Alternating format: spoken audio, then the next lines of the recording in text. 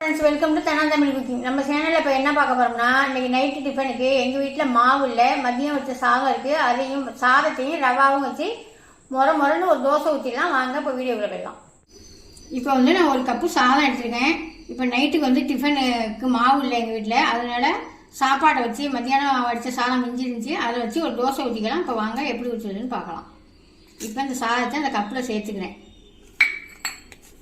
அதே கப்பால் நீங்கள் எந்த கப்பு எடுக்கிறீங்களோ, எந்த பாத்திரம் எடுக்கிறீங்களோ அதோட ஒரே அளவாக வச்சுக்கோங்க.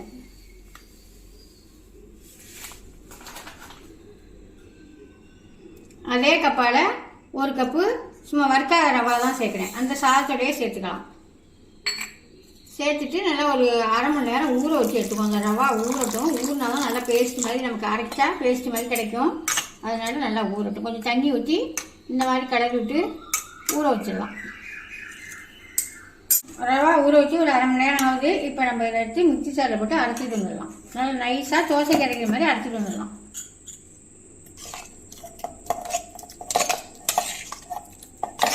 இது நல்லாவே அரைச்சிட்டு வந்துட்டேன். இந்த கப்பால் ரவா எடுத்தோமோ சாதம் எடுத்தோமோ அதே கப்பால் ஒரு கப்பு நல்லா புளிச்ச தயிராக போட்டுக்கிட்டேன். போட்டு இதையும் போட்டு நல்லா நைஸாக சுற்றிட்டு வந்துடலாம். நல்லா நைஸாக அரைச்சிட்டு வந்துட்ட பாருங்க. இதை இப்போ அடுப்பை பற்ற வச்சு நம்ம தோசை ஊற்றிடலாம். இப்போ இந்த மாவை நல்லா தண்ணியாக இந்த மாதிரி கரைச்சி எடுத்துக்குவோம். இந்த மாதிரி கரைச்சி எடுத்துக்கிட்டு அதுக்கு தேவையான உப்பு போட்டுக்குவோம்.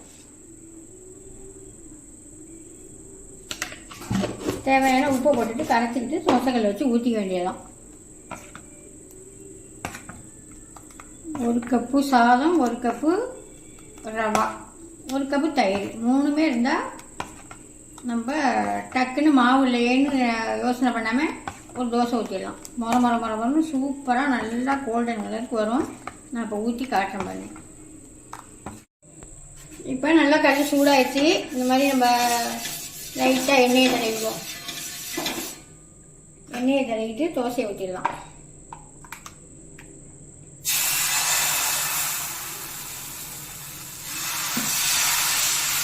நல்லா நைஸாக ஊற்றிடலாம். தோசையை உங்களுக்கு இன்னுமே நல்லா பொறன்னு மெல்லிஸாக வேணும்னா இந்த மாதிரி தோசை திருப்பி வச்சு நல்லா மேலால் அந்த கடையிலெல்லாம் ரோஸ்ட்டு கொடுப்பாங்களா, அது என்ன செய்வாங்கன்னா இந்த மாதிரி வலிச்சு எடுத்துருவாங்க. மேலே உள்ள மாவை வலிச்சு எடுத்துட்டாங்கன்னா ரோஸ்ட்டு மாதிரி நல்லா மொரன்னு இருக்கும். அதனால் நீங்களும் உங்களுக்கு அந்த மாதிரி வேணும்னா இந்த மாதிரி லைட்டாக வலிச்சு இப்படி மாவை எடுத்துடலாம். சூப்பராகவே தோசை ரெடி ஆகிட்டு. நான் எடுத்துக்கிட்டு காமிக்கிறேன். எடுக்கையில் காமிக்கிறேன் உங்களுக்கு எப்படி மொரன்னு வருது. இந்த பாருங்க, நல்லா கோல்டன் கலருக்கு நல்லா வந்துச்சா. நம்ம தோசைக்கே தேவையான கையாலேயே நம்ம சூப்பராக எடுத்துக்கலாம். 4 பக்கம் இப்படி எடுத்து விட்டுட்டு அழகாக மொரன்னு வந்துட்டு பாருங்க எப்படி. இதே மாதிரி நீங்கள் ஒரு வாட்டி ட்ரை பண்ணி பாருங்கள். இப்போ நான் 3 ஊற்றலாம், ஊற்றிக்கிட்டு காமிக்கிறேன்.